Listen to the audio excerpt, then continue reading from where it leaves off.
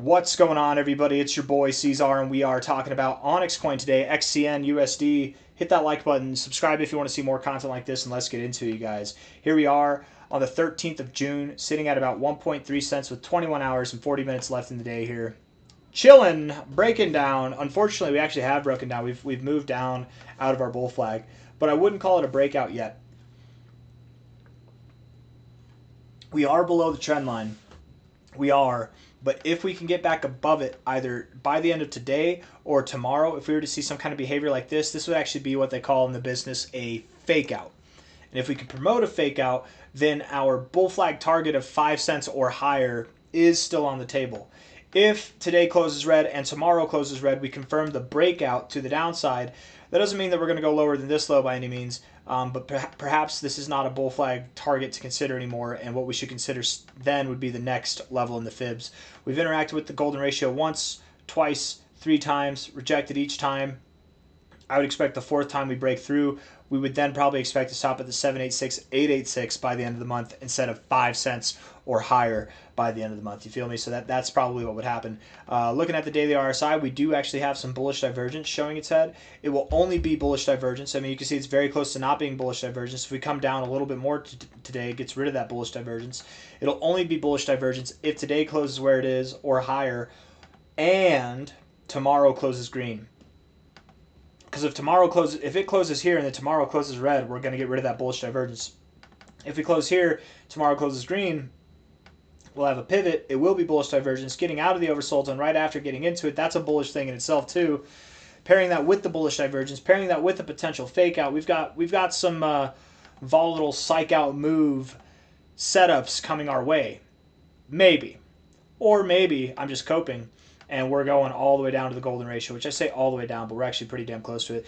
We could go down there today. Maybe we go down there today and then we come back up and close here or higher again, still maintaining that bullish divergence. As long as we're closing here or higher by the end of the day, I don't care what we do. Go lower and then come up. Go higher and then come down. Whatever. As long as we're closing here or higher, I don't really have a problem with it.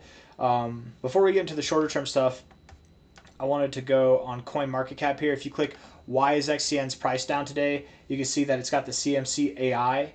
I think it's cool that they've done this. Okay, I think that it's cool that they have this.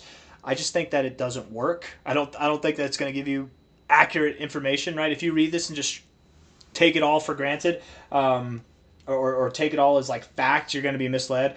Because it says, first thing, this is just what I disagree with.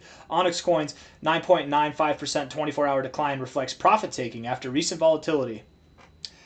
No offense to the people out there, I'm going to guess not many people invested in OnyxCoin, bought here and then sold here and took profits. I'm going to guess most of the selling is taking place from panic sellers and inexperienced investors. That's what I'm assuming is happening. So already AI, I disagree with you. It's nice you're painting it in a good light, right? But no, probably not. That's probably not what's happening. Let's see. Does it have the how are we feeling on OnyxCoin today? Bullish or bearish sentiment? No, I don't know. Maybe, oh, I got rid of that because I clicked this. People are still bullish. People are still, I'm going to click bullish too. We're super bullish, baby. We're always bullish. The amount of volume we have, 6.78, that's actually low volume for OnyxCoin. Normally we see more than that. It's still desirable. It's not bad volume. There's a lot of coins that don't even have this much volume or even like half that much volume, but we normally do see something around like 10% or more. But let's just keep reading here. Deep dive primary catalyst, the impending XCN token unlock for June 13th or 15th. Okay. That could be it. You know, I think there's 300 million or 350 million tokens being unlocked. What is it? Shout out to Justin Sun right there. Justin Sun's in Hong Kong, and we are in Hong Dong. I don't know, man. It's not looking good, but let's see. How many XCN coins, tokens are being unlocked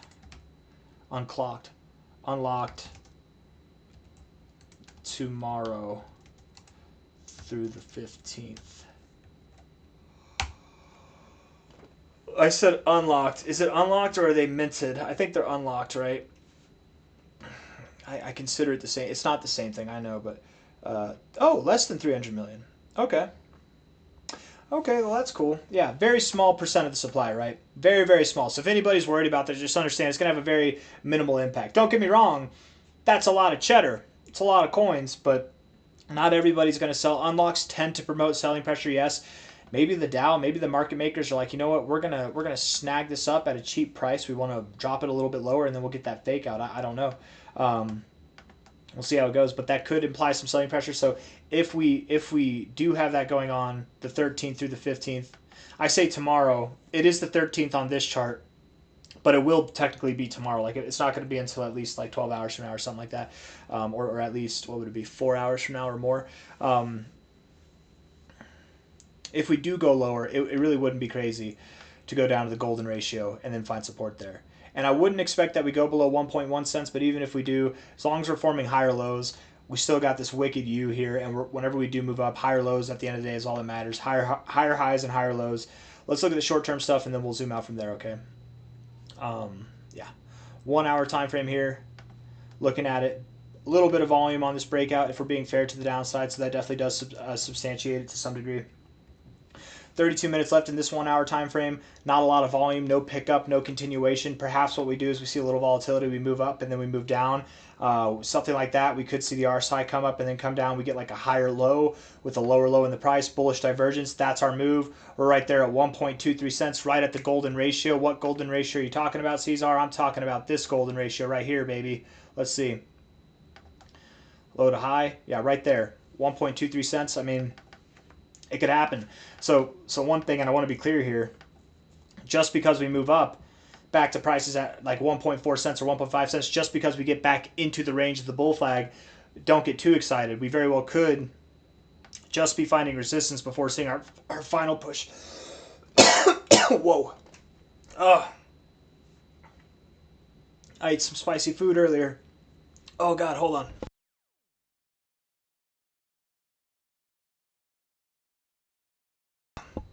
I really shouldn't eat before these videos, man. I really shouldn't. Whew, that's what I get. It was just a little bit spicy, but wow.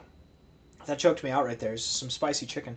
It was good, though. Anyways, man. It wouldn't surprise me at all. Don't get too excited if we move up. We really could move back down, right? If we were to move up, reject the overbought zone or oversold zone, and then get a higher low, that does set us up for some good stuff, but we just might have a little bit lower to go still, okay? What we'd look for whenever we do go lower, if it's like this and then we go lower, or if we just go lower, what we're going to look for is a decay in volume. We want the volume to decay and not pick up. If it picks up, you guys, I'm gonna be very scared on the next video, okay? It's like there's something spicy in the back of my throat. I don't know what it is. Looking at the 1 hour time frame, looking at the RSI, we are in a very tremendous downtrend. But I would expect that we're at the end of it, right? Typically, downtrends come to an end once you hit the oversold zone. We're very deep right now, near the 10. I mean, these are some strong readings that we're seeing. I don't think, have we ever seen readings this strong? This is crazy. This is super crazy, guys. Look at that. Look at that. We've never, not never, this is just the 1 hour time frame. I'm sure we've seen something pretty close. Ooh, basically right there. Yeah, okay, so very rare. A couple of times. There we go. Hey, there we go. There we go. It does happen, but it's not too common. There we go. Okay, so it's not the lowest. It's not the lowest that we've ever seen. But still very, very uncommon in itself to be down here. Man, this 1 hour RSI zoomed out like this just looks so very volatile. I wonder. Just hold on, guys. Hold on. I'm going on a whole thought process real quick, okay? I just want to see. I'm just going to do this for fun. You know what? We're not even going to do that. We're going to do it like this. We're going to put it, let's go oversold, oversold, oversold. Let's just hit it every single time.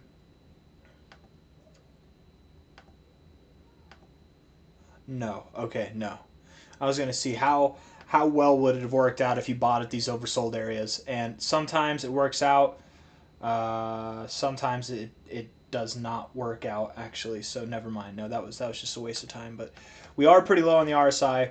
We can't go too much lower. Looking at this downtrend here, sloping down, lower highs and lower lows, I would assume that we're going to break out of this pretty damn soon, probably by the end of today.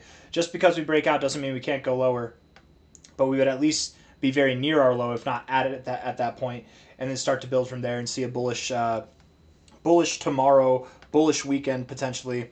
Let's get into the 4 hour time frame. 4 hour RSI breaking out of its uptrend, which is really terrible. We had some good stuff going for us, man. We just gave it all up over the last 12 hours. Higher lows here, broke through it to the downside. Now we have lower lows in the RSI, or actually we kind of have like a double bottom here, bouncing off the same area if we bounce here, but we have dramatically lower lows, so that's not encouraging at all. Volume is picking up, but it's nothing too dramatic. You know, this is a pretty big candle. It's not crazy big. It's only like 7%, but pretty big for the lack of volume that we're seeing, or for the amount of volume we're seeing, right? We saw very similar levels of volume back here, and we didn't get, I mean, we had a 4% move or a 3.7% move, something like that.